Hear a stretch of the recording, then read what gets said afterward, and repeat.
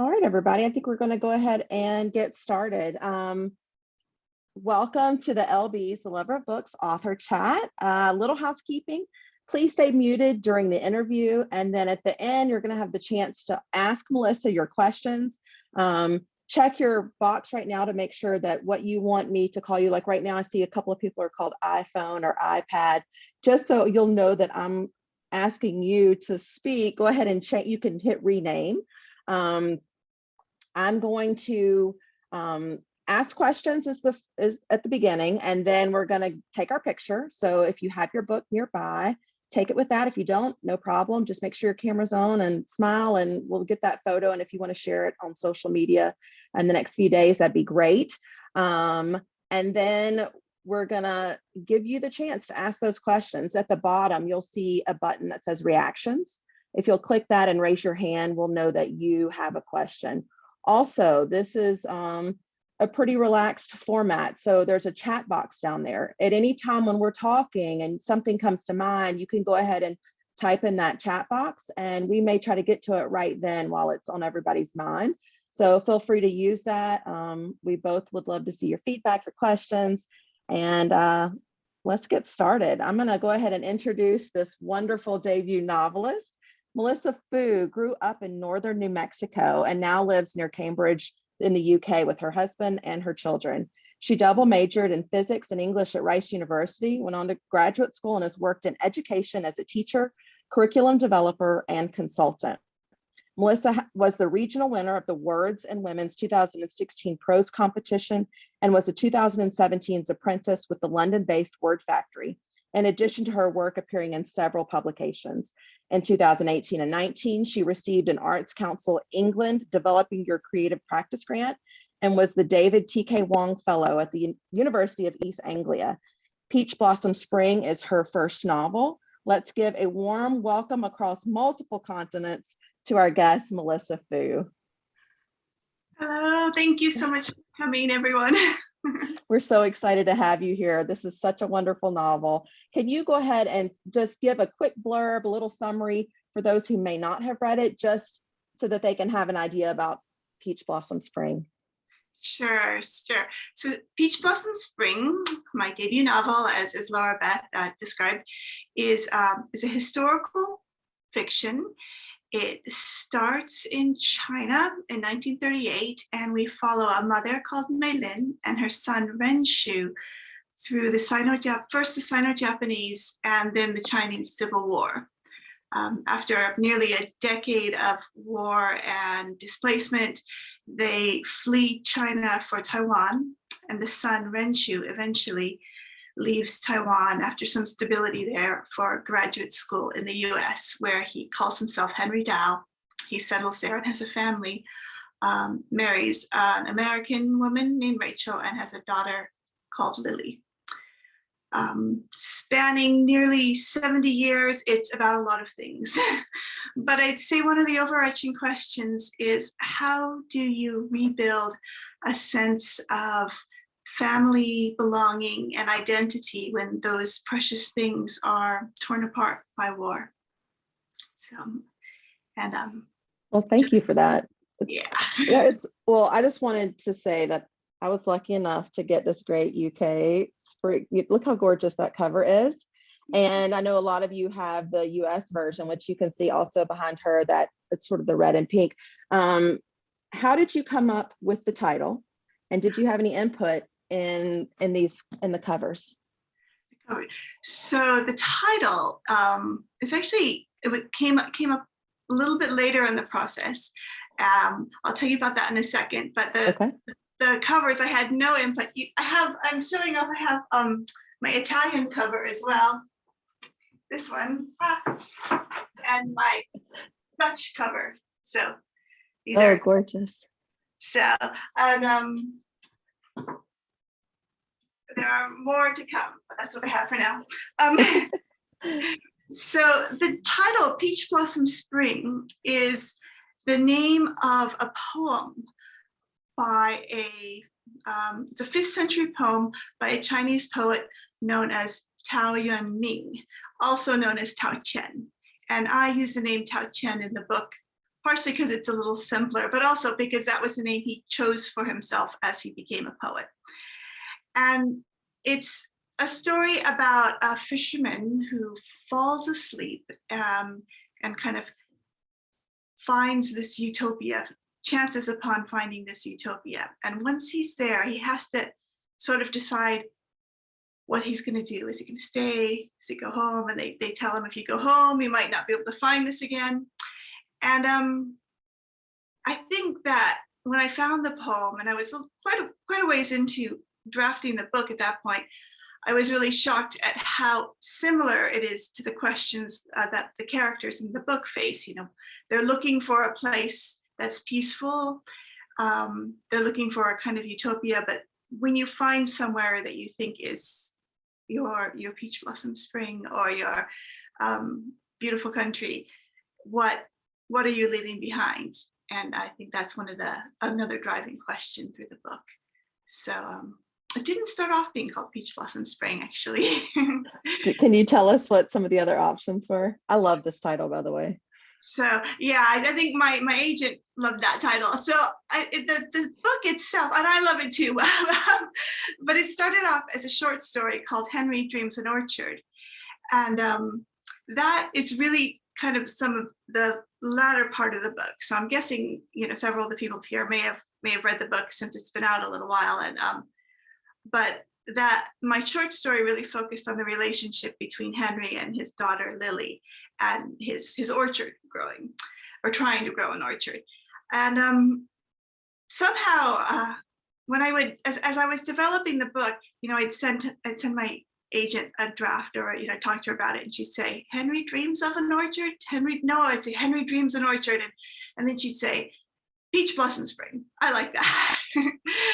And so as the book grew, actually the center of gravity shifted. You know, the important part of the short story was those trees and Henry and Lily, but the important part of the book was a bigger question, kind of within the story of Peach Blossom Spring, Tao Qian's poem, and also the struggles of the characters all the way from the beginning up through the end.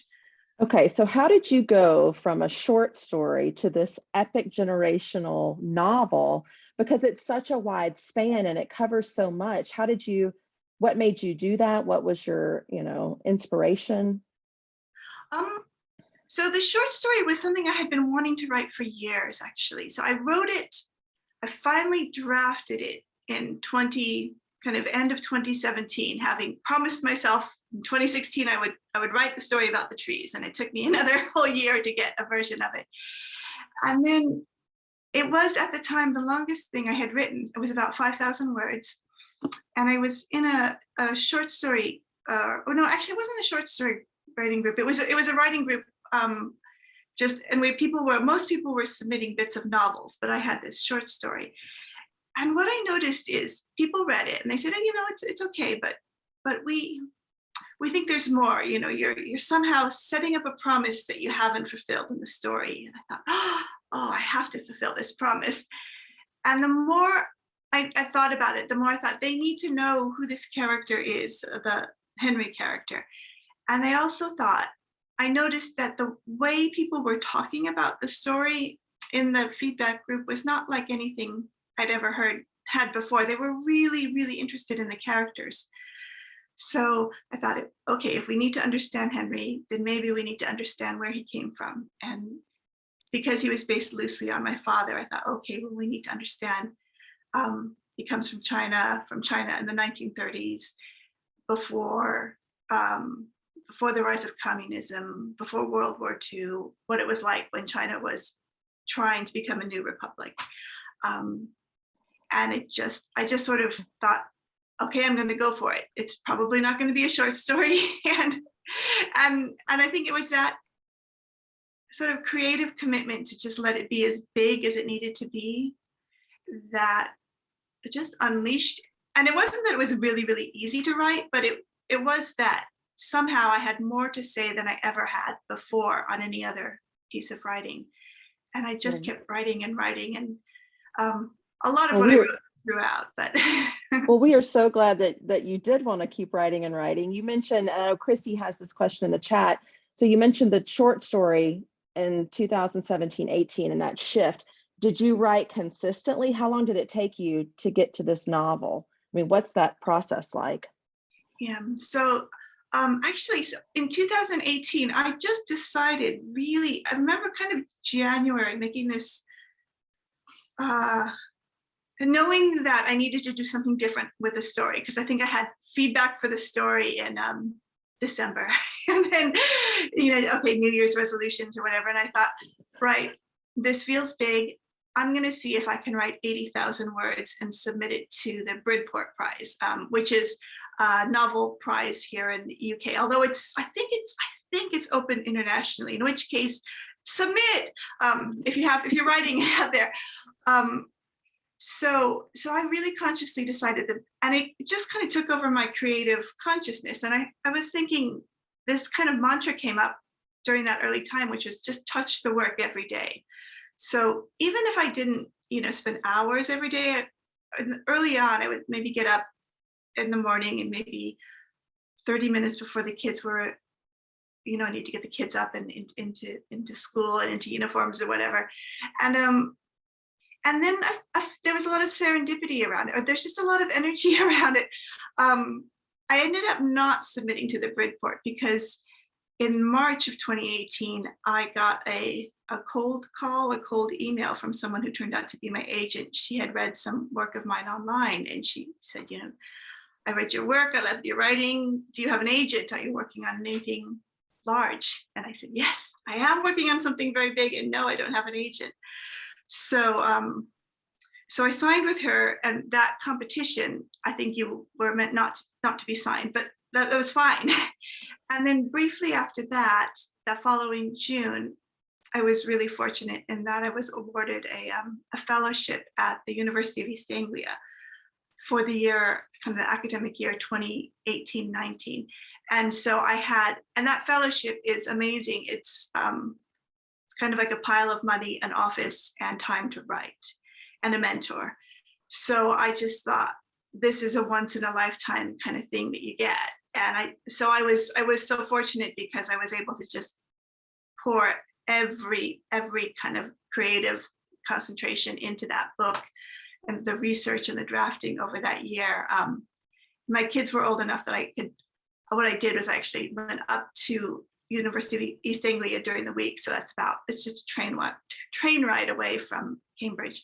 And it was like being 19 again and in school, but realizing how precious the time was. And then on the weekends, I'd go home and do laundry and feed people or whatever. And so it was really 2018, 2019, and up to the beginning of 2020, that was how it took me that long to draft and kind of get to the point where we submitted for publication in 2020. But it was really focused. I mean, I really wasn't doing anything else.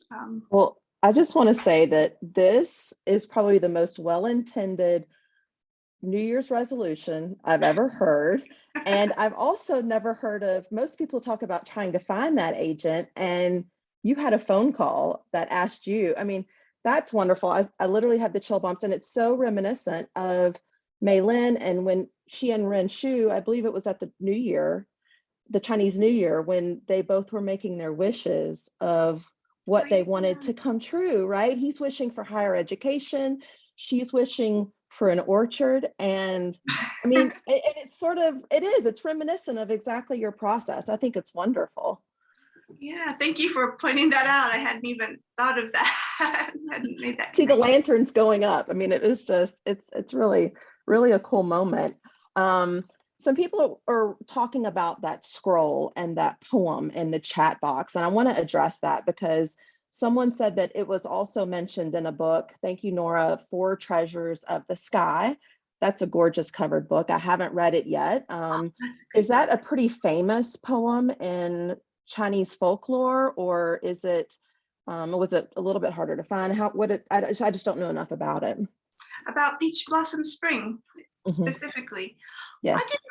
I guess I didn't catch that was also in Four Treasures. I listened to the audiobook of Four Treasures and really enjoyed that. And there's so it is a well-known poem slash story of Tao Yuanming's, Tao Qian's, and there are lots of depictions of it on scrolls. So if you do an image search on Peach Blossom Spring, you might see my covers, but you'll probably more likely see a lot of amazing art that inspired by this this poem. And in fact, the characters do see one of the scrolls at the university, not at the University of Chicago, at the Art Institute of Chicago in the story. And that was actually there during that time. There was a exhibition of Chinese art and art objects. And I was looking through the catalog. I saw, oh, they've got Peach Blossom Spring. I've got to make the characters visit the museum. So I think this story, you do get some play on it. There's I've forgotten his name, but there was a drama about characters going to Peach Blossom Land, and it's a little bit similar themes as mine. I loved that scene when Henry went with Rachel, that surprise trip to Chicago, because of the juxtaposition of what they're displaying China to be and what he's remembering his vision of China, because it was such wealth and elegance and riches. And then he's having flashbacks himself of what he remembers. And it was a real pivotal moment, I felt like. And I understood that there was a barrier, but I'm like, why aren't you calling your mom right now? Like, what happened at the end, but I really appreciated that. Can you talk a little bit about that difference? What your vision of what China was like, what America saw versus what was really happening in China? Nobody's ever asked me about that before. I think with the museum, there were a few different things I had in mind. I mean, I find museums, on the one hand, wonderful, and also very strange, because you see these objects that aren't being used for what they're, unless, if it's something besides art, they're kind of out of context, and they're all in a place they're kind of not being used the way they were meant for. So, and they're still, yet maybe in their life, so to speak, they were, quite vibrant, in a household, or people would be coming back and forth. So that was one thought I had about it, that museum scene. And another thought was, in an early version of the book, I had a lily looking, well, I myself was inspired by a particular scroll at the British Museum here in London. And I remember one day I was looking at the British Museum, and I saw this tour group, I think it was a Chinese tour group, going around looking at all the different treasures they have in the British Museum.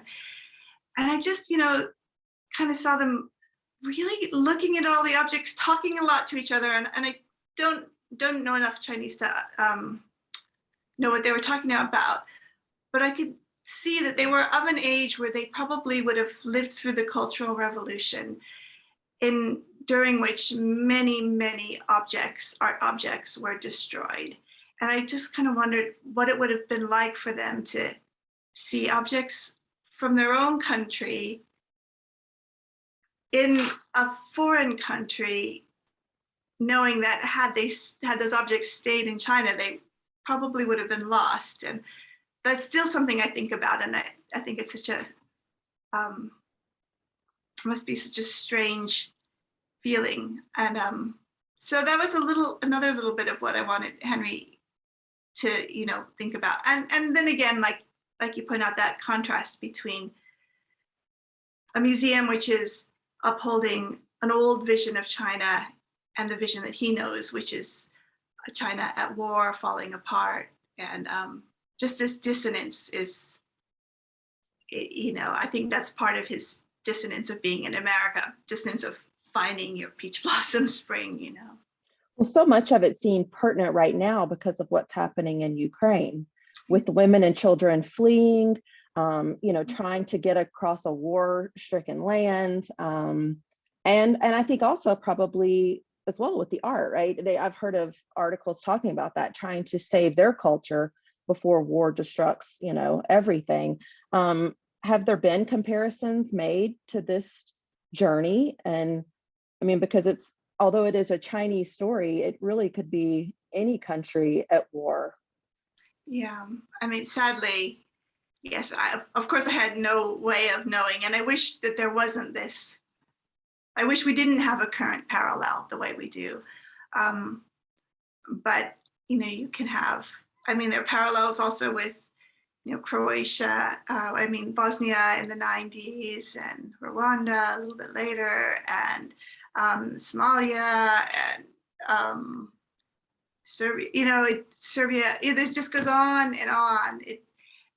And I think somebody asked me, does this mean that, have we learned nothing? I think that was an interview question. So have we learned nothing from all our wars? And I was like, how can I answer that? How can I address that? And I guess the thing I thought is, people are, sadly, I think there are always ways that countries fight and people get hurt in the process. Big, powerful leaders, countries, they're after some ideal, and the people who end up paying are the everyday people. But at the same time, there's always everyday heroism, and we see a huge amount of that, right now in Ukraine and in history. I guess my characters, I was trying to hold up some everyday heroism. I wasn't that interested in the politics, only in the sense that it shaped events, but really it was the strength of the women, many women, and the survival that I wanted to showcase a little bit. Let's talk about that strength, because Meilin is so resilient. I mean, she does an amazing job taking care of herself, her child. She only has really a major breakdown when she has to realize about her parents. But, she does evolve into a character that, because she's had this independence and strength, the concept of marriage changes for her. And she, talk about that a little bit, because Chinese culture at the beginning of the novel, he had 3 wives, their names are not important, only the male matters. It was very structured at the beginning. And then by the end, it's totally different from Meilin, right? So how does that shift happen over, one generation?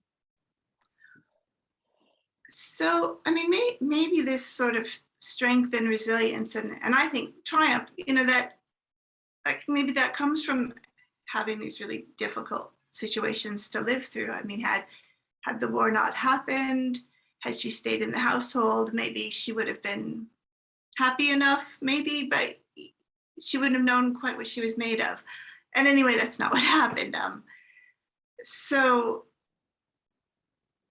one thing I think that I tried to bring out, and always, whenever I have the chance, I do say, is while there is a very patriarchal society there was at that time, kind of the beginning, and how I start with Dao Hongse had 3 wives, their names were not important.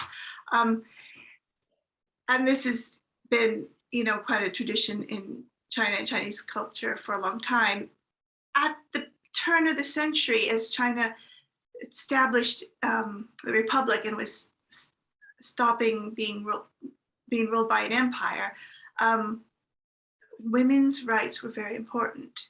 And there was a definite movement for women to become well educated, for them to have some economic independence, and to be able to be self-sufficient.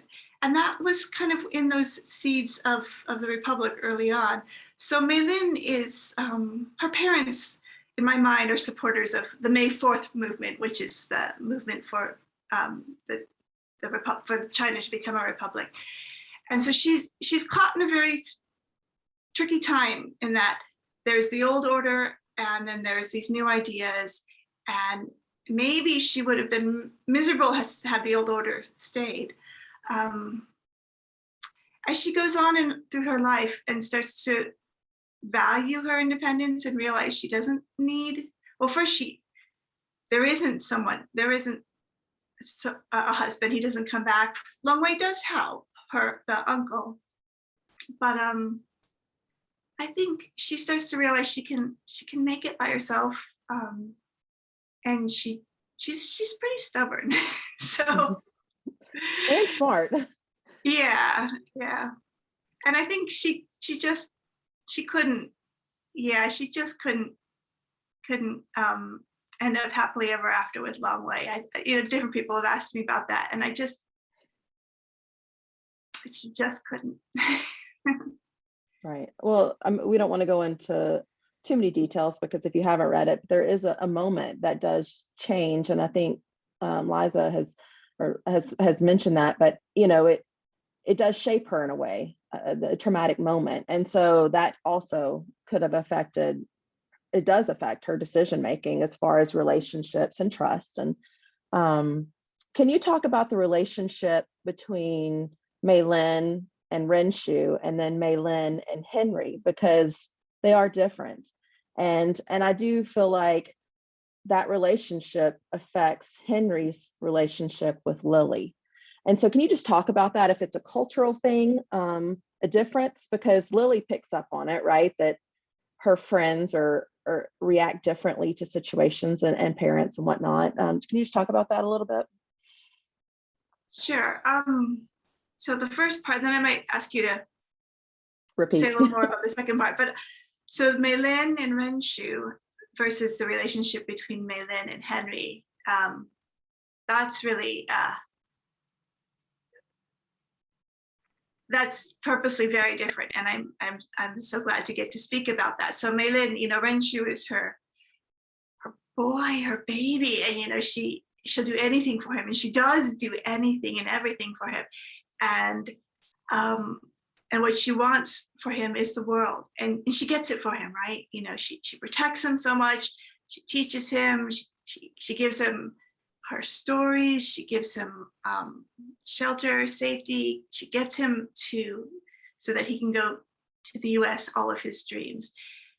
And but each time, he's starting to pull a little bit away. I mean, when he goes off to university for the first time, I think, she suddenly, now he's not right by me, where, he had always been literally within arm's reach. And then he wants to go to America, and she does everything she can for him to make that true. Once he goes, and he chooses the name Henry as a bit of a formality, and because other people are doing it. But I think it also is a time for a new identity. He is so far away, and she can't see what he's doing, what his experiences are. And it's so abrupt from having spent so much time with him. I mean, even when he was at university, he would still come back some, but and at least she knew where the university was. She knew kind of the context. Now he's in America, and it's just far away. They try to write letters, and the letters over time, to him, we see from his point of view that she seems further and further away. And I think this is when she starts to become more friendly with Longwei, in that they support each other, because maybe they were the only two that understood what they shared. And it's when she comes to America, and he tries to get her to America, and for various reasons he can't. I think she's realizing that it's not her place anyway. It's not that she couldn't survive there. I think she has the resilience and the intelligence. She could have. But I think at this point she chooses, you know what? And she tells him, this is your peach blossom spring, not mine. And she means that with the best of intention and the biggest heart, but she knows she kind of finally chooses herself, I think, at that point, when she goes back to Taiwan, and she knows actually she wouldn't want to move again.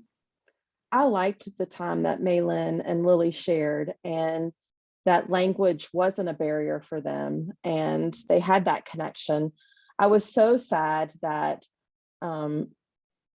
Henry never picked up those stories throughout to Lily during her childhood, because Meilin said she needs to know these stories. And someone mentioned in the chat, I think it was Claire maybe, how much they loved the stories all along throughout the entire thing. And I was just so disappointed in Henry, but it seemed like Meilin was protecting Henry and didn't trust him with knowledge. And then Henry sort of did the same thing with Lily, like, I know better, I'm going to protect you and not give you a choice of having this knowledge. And it was disappointing, because we see what's happening, right? This distance that's creating. Can you talk a little bit about Henry's and Lily's relationship? Yeah. So Henry and Lily's relationship,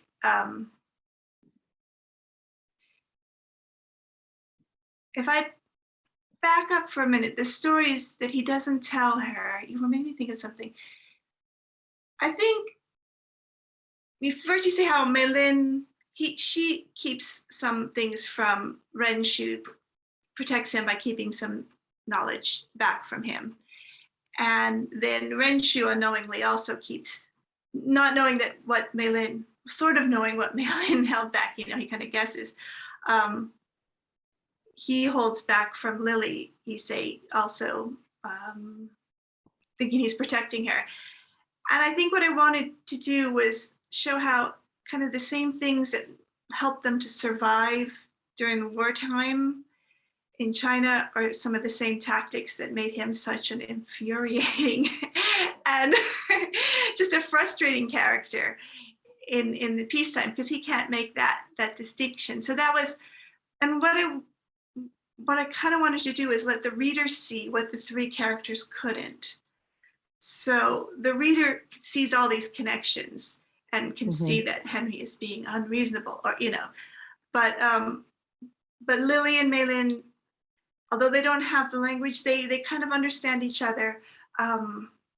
It's not quite as good as it maybe could be if she could speak. I don't know. It's meant to be a very frustrating triangle, and Henry throughout, for him, it's if I just focus on Henry and Lily, he is just so scared.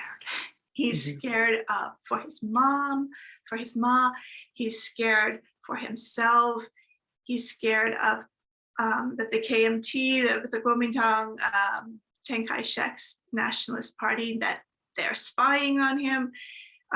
These are reasonable fears at some point, maybe later on, maybe they're not so reasonable, but he's not going to be able to distinguish between them because caution has always been so important. So Lily can't see this fear because she's never known a world where things can fall apart, where there are these huge betrayals. And that's why she kind of gets so frustrated with him. And it's by his design. He doesn't want her to see these things, but it leaves her with nothing under her feet when she wants to know more about him and about herself, because he doesn't want her to expose her. Now, Liza mentioned, and I see that completely. He wants to avoid anything that may draw attention to him and his family. But yet, when he has the choice to name his daughter, he chooses Lily to name after his cousin, which was a very traumatic event in his childhood, which would be a constant reminder, I would think. Is that just a way to hold on to the past for him, that memory? I mean, I think it's not that he doesn't want to forget his cousin Liling. So Lily is named after his cousin Liling, and it's just that he wants to protect Lily, right? So it's not, I don't think he sees it as a contradiction to have named his daughter after his lost cousin, even though it's a painful thing. It's a way of remembering her, but also wanting to protect this Lily, maybe because he couldn't protect that Liling. So now, you mentioned that Henry is loosely based on your father. Is Lily loosely based on any part of your life or someone that you know, or any of the other characters for that matter? Yeah, so I would say that they, with it, all of these characters have their doppelgangers in reality, right? And so Lily, there are similarities. So I think Meilin is very loosely based on my father's mother. She wasn't called Meilin. She had a different name. Actually, I didn't learn her name until my father passed away, and I saw her name on his death certificate. And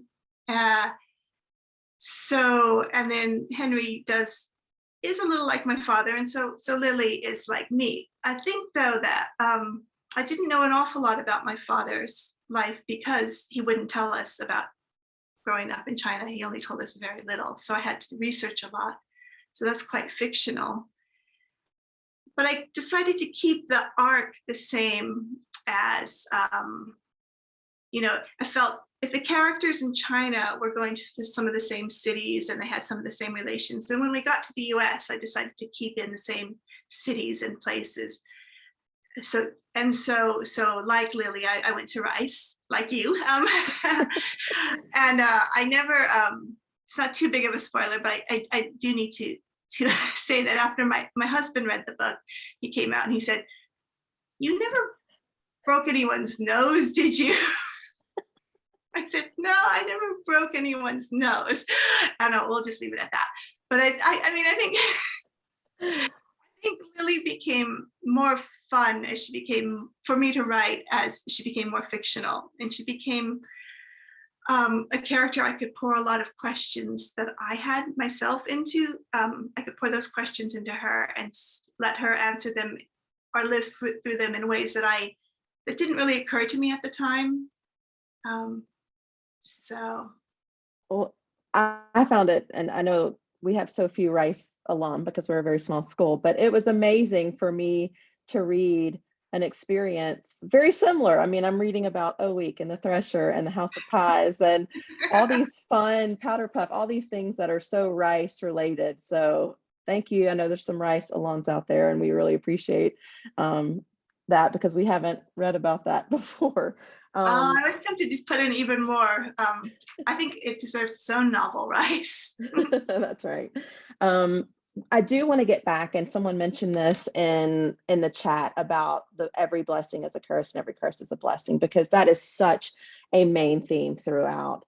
And sometimes I wonder, is it one or the other at that exact same time, because it can go either way. Discuss that topic and that theme throughout for us. So that comes from the very first story that Meilin tells Renshu when she's trying. That's when she gets this idea that she'll open up their precious scroll and tell him these stories. And the first story is the one where, the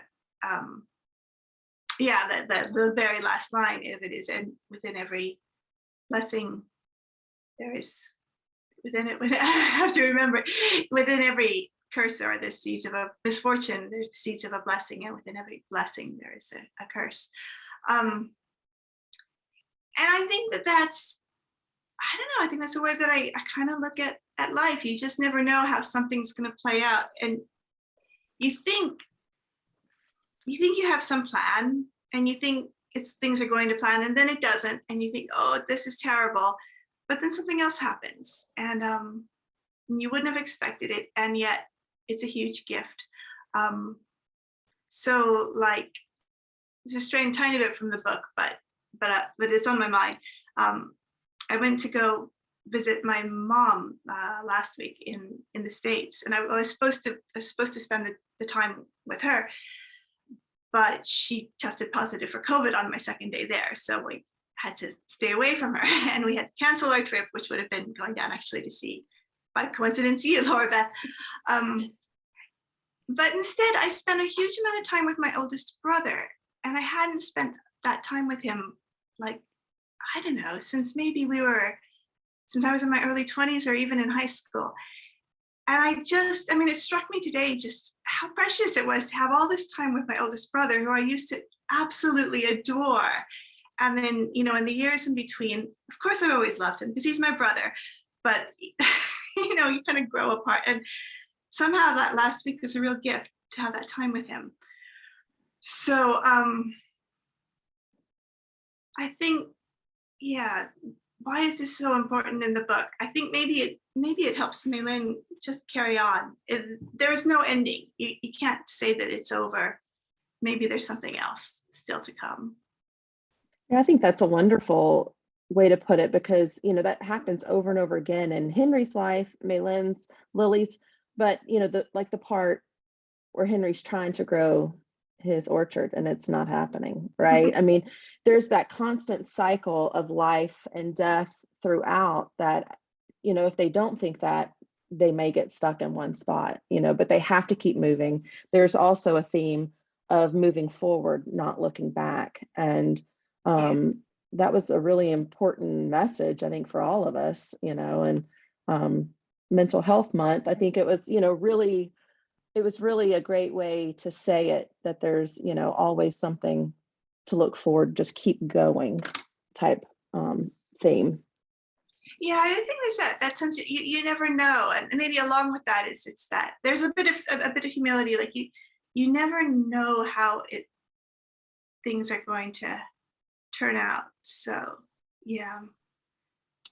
Can we talk about music was a theme in this book? What made you make that connection for Henry, for Rachel? Because it was really a universal language for them in a lot of ways. Yeah, it's because of music that he meets Rachel, right? And it because of Chopin, which my dad loves Chopin. So there's one of the true facts.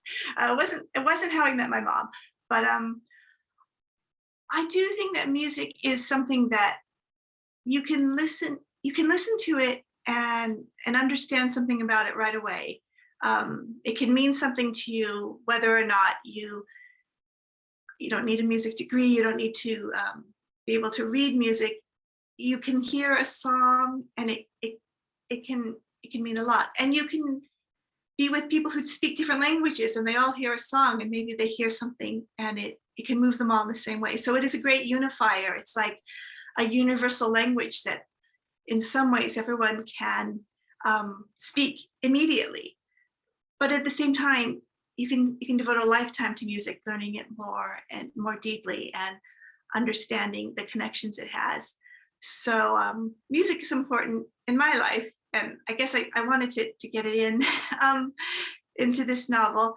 I think it's also one of the things that makes Rachel as a character interested and willing to learn more about Henry, because she's already interested in learning about different folk music. And I think it also is also another way to be really frustrated with Henry, because she would love the stories, right? If she loves the folk music, and he's a maddening character. But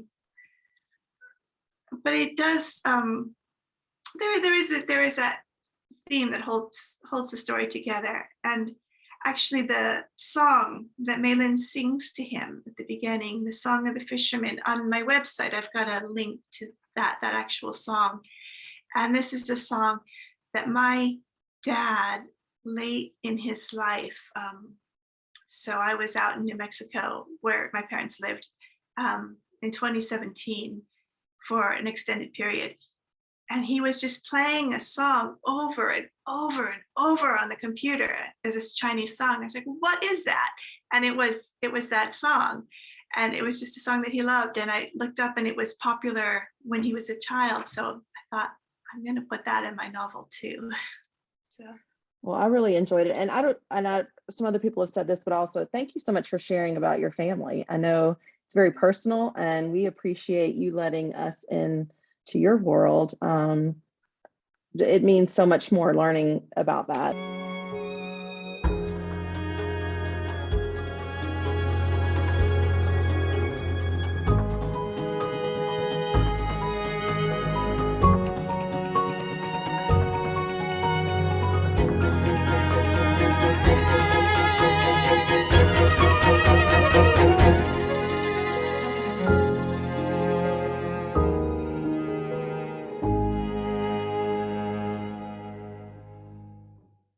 I love it. I love it. All right. So if you have a question, go ahead and click down at the reactions and give me a raise hand if you have something you want to ask Melissa.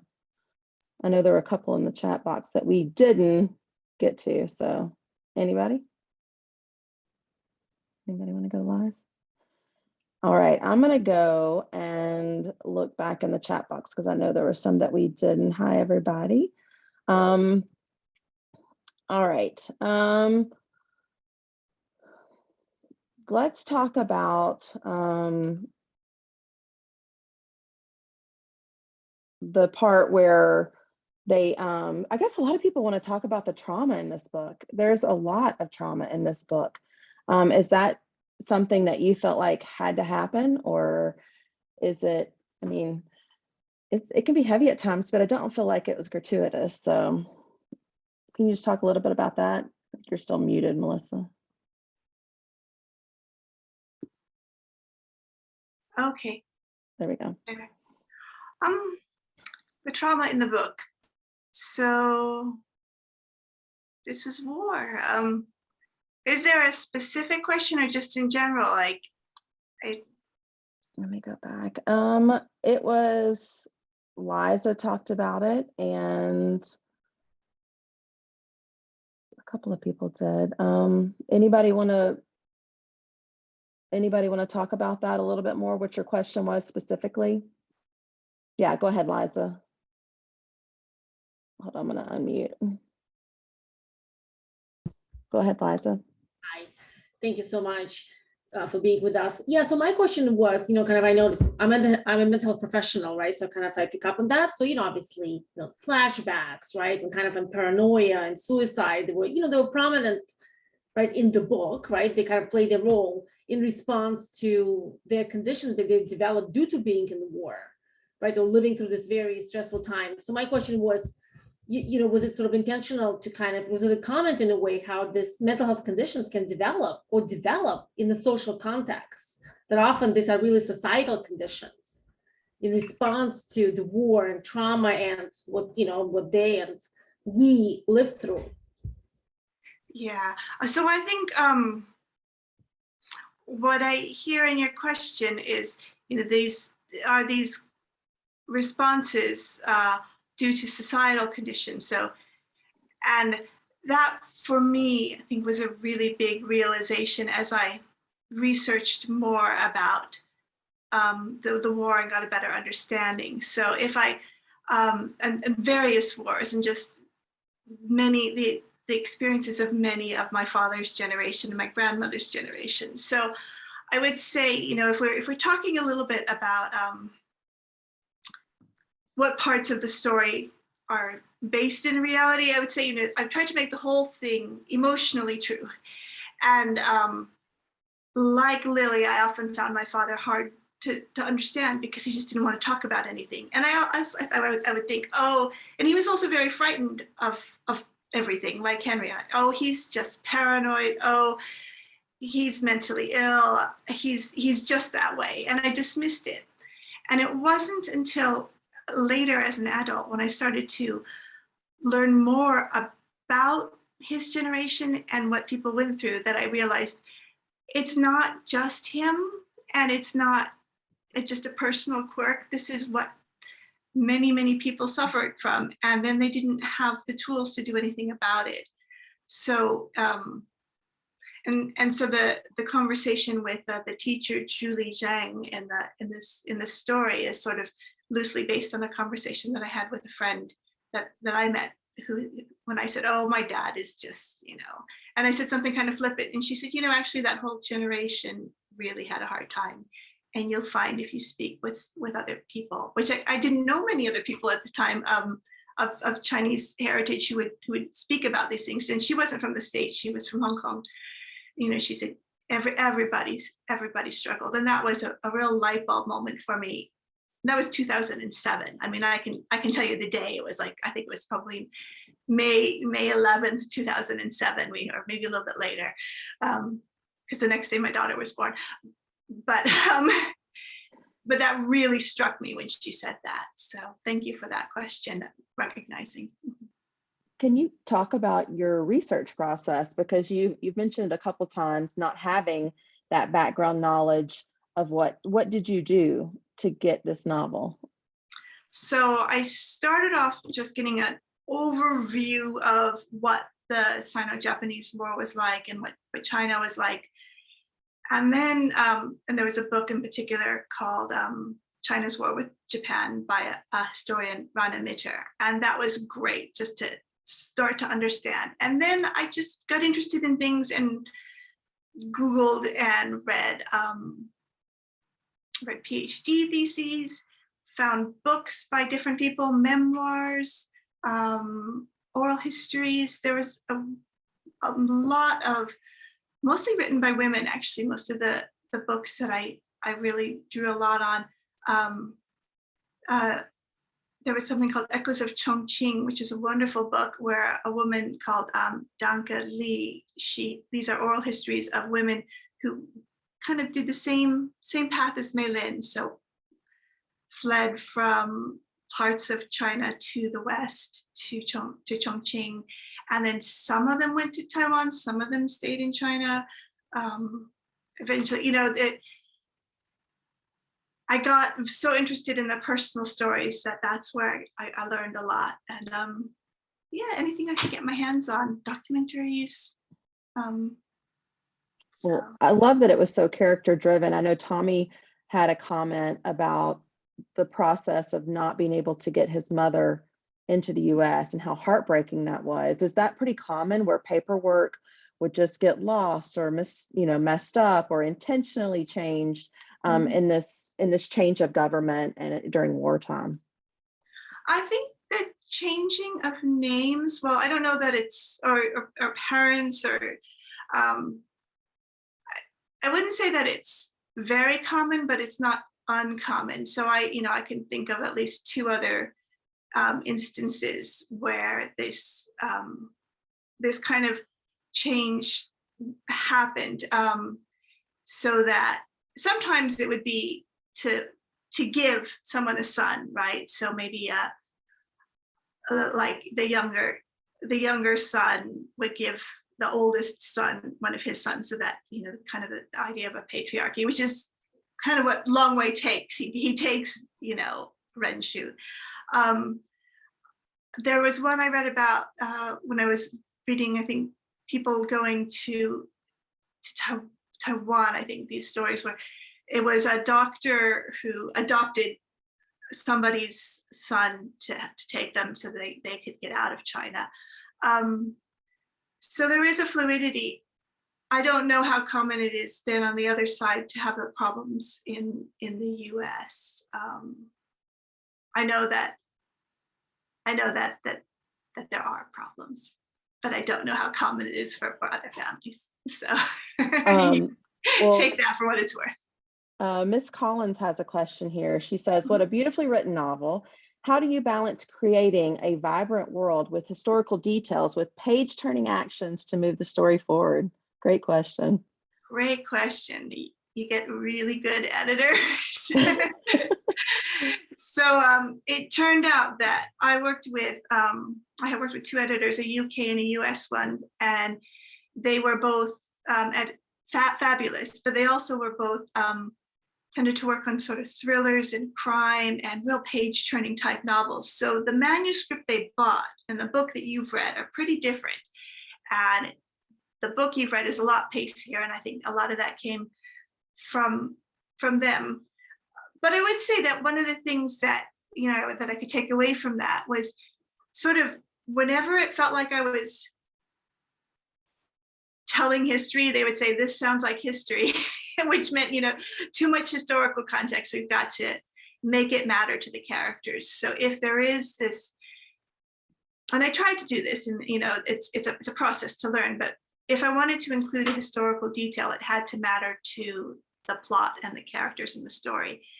It couldn't just be there for interesting decoration, because interesting decoration to me, who is spent years or quite a long time looking at it all, it's not going to be interesting decoration to someone who's maybe just reading through it, wanting to know the story. It's got to matter, which I can completely understand. Here's one that's pertinent. Was there a scene that your editors wanted to remove, but you fought to keep it? So I had, was there, did I keep, I had like non-negotiables that I knew I wasn't gonna budge on, but luckily I don't think that they asked me to take out any of the ones I wanted to keep. Well, there was one now that I think about it. I'll go back to that. There were others there were a lot that just got chopped that I was like, oh, that's fine. And actually there were a lot that so when it started off, it actually didn't have enough historical context. So they came back and they said, you need more historical context. So the first draft, or the what we sold, was maybe about 105,000 words. And then they said more detail, more context. So then it was almost 150,000 words. And then they said too much, so we took it out. And then it got close to what it is now, which is about 120. So there was but in that big jump, I drafted so many different things that they're like, no. I mean, Liling, poor Liling, she died in so many different ways. And then before she did the way that, she actually died. And we went back and forth a lot with Lily. So, Well, but there, Liz, and the one scene that we did cut was one that I really liked. That was just Lily. It was one that I think I remembered, was drawing on some of my own experience and just kind of lying in that big hole. I think we took it out. That he dug, kind of lying there and just looking up and playing with the clay, and it didn't really move the story forward. Oh, and then there was a whole city that we had to take out, and I was sad about that. So yeah. Oh, now that I think about it, I'll get very bitter. No. okay, well, we will move on to your end. Liz wants to know, did you ever have a time when you thought of the scroll being found? Because Henry seeing it at the museum, and then Meilin constantly was looking for it when she was in Taiwan. Yeah. I don't know, maybe it's still out there. Like, I'd like to think that it wasn't destroyed. That art dealer, he wouldn't have destroyed the scroll. He was horrible, but he wouldn't have destroyed the scroll. No. But I think it needed to be unresolved, because there were a lot of things lost from a lot of people, kind of like, so we were talking about museums early on, and then things do turn up. So I wanted to leave that open. Yeah. That's a question. If your mother, like Lily's, also wanted you to embrace your Chinese roots. My mother. Mhm. Maybe a little, not so much. She never liked Chinese food, and so she would joke that she didn't marry my dad for Chinese food. So I don't think she was opposed to it, but I don't think that she. Yeah, I mean, I think that the Chinese New Year story in Los Alamos, where afterwards they stopped going. I mean, there was something happened at some Chinese New Year in Los Alamos. I don't know, because I was too young, but something happened and we stopped going to any. So I don't know. So then I when I had to think back about it as an adult, I think, well, what could make this small community of Chinese people so angry with each other that lots of people don't want to talk to each other anymore. Maybe this is not an uncommon thing, actually. And you have small groups of people like who are kind of clinging together, but they're all actually, well, what they all have in common is that they're coming from somewhere else. Yeah, that's an interesting question. Well, there's a couple questions that I know I always want to know from an author is, are you working on anything currently right now that you can share with us? So I think I am. I'm getting closer to that feeling of a story that I can't stop thinking about. And this is a story that I read about in a newspaper about a year ago, actually. So this would be another historical fiction, Chinese diaspora again, but in England. So, and that's about all I'm going to say for now. Some of the themes are different. So I could say that, and I think with Peach Blossom Spring, it was kind of themes of family and belonging and identity. And this one, I'm kind of thinking a little bit more about betrayal and trust and assumptions that people have. But yeah, Sounds intriguing, and I bet your editors are going to love that. we'll see. What books would you recommend right now to us? It's either that you have read in the past or that books that are coming out soon. Do you have anything? Yeah, so I guess I've got 3 that I'm really excited about. So one book that hugely influenced me in writing Peach Blossom Spring is a book called Do Not Say We Have Nothing by Meilin, who is Chinese Canadian author, a kind of Malaysian Canadian, and it's an incredible book. And I think it could be a companion to mine. I mean, it's much better than mine. No, but it's broadly speaking, it covers some of the same time period, but her characters stay in China where my characters leave. So just to have another view of another family's, experience through many generations of kind of echoes of the Chinese Civil War, and it's just incredible, that book. So Do Not Say We Have Nothing. A book that I'm reading that I'm just enjoying is actually all about love, but bell hooks. So it's nice to move genres and move into essays, and I always loved bell hooks.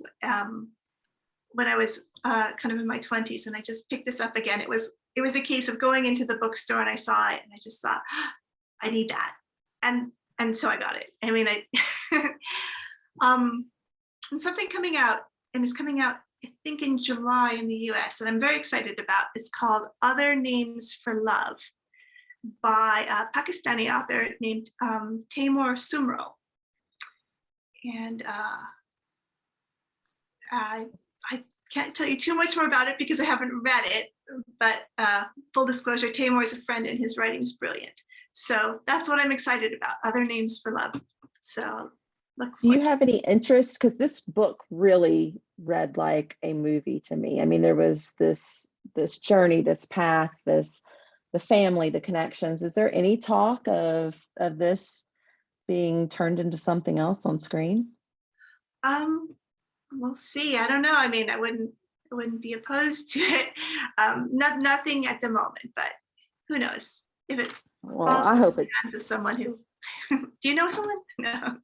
Hey, we'll have to figure something out. But no, I thought it was great. I know I had so much great feedback from lots of readers across multiple countries and continents, how much they love this book. It's, for a lot of people, it's their favorite of 2022. So thank you so much for writing such a wonderful novel. I'm going to just thank you for joining as well. We really appreciate your time. I know it's after midnight, so we're not going to keep you any longer. Yeah. But please make sure to check out Melissa's website. Follow her on Instagram for her latest news. If you would, look up the LBs, the Lover of Books, on Facebook, or me on Instagram, LB, the Lover of Books. I'm recording this right now, so we should be able to watch this later on. And so if you missed it, no problem. Thanks again to my husband, Mike, for recording this for us and for handling everything. And thanks all the rice salons out there for joining. And I hope everybody had a great time. You were wonderful, and your book is fantastic. It's awesome. Let's give her a round of applause. It was so great. Thank you, everyone. I've had a lovely time. Really. Good night, everybody. Good night.